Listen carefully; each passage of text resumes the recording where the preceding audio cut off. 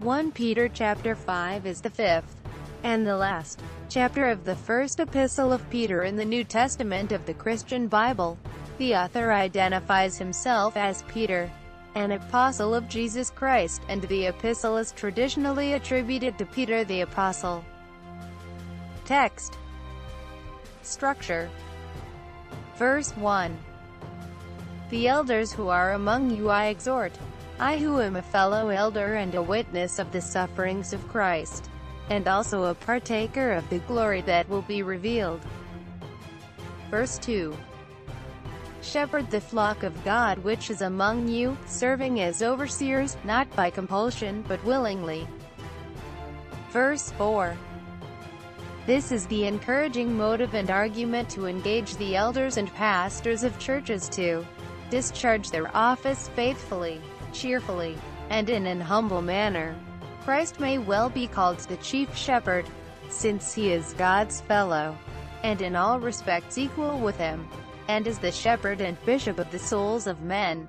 All other bishops, pastors, and elders are under him. They receive their commissions from him to feed his lambs and sheep, are made pastors and overseers by him, and have their gifts, qualifying them for such offices, from him, and have their several flocks assigned unto them by him, and from him have they all the food with which they feed them, and are accountable to him for them, and the discharge of their office, so that Christ is the chief shepherd, in the dignity of his person, he being God over all, blessed forever, in his qualifications for his office, having all power, grace, and wisdom in him, to protect his flock, supply their wants, guide and direct them, and in the nature and number of his flock, being rational creatures, the souls of men, even elect men, and though they are, when compared with others, but a little flock, yet,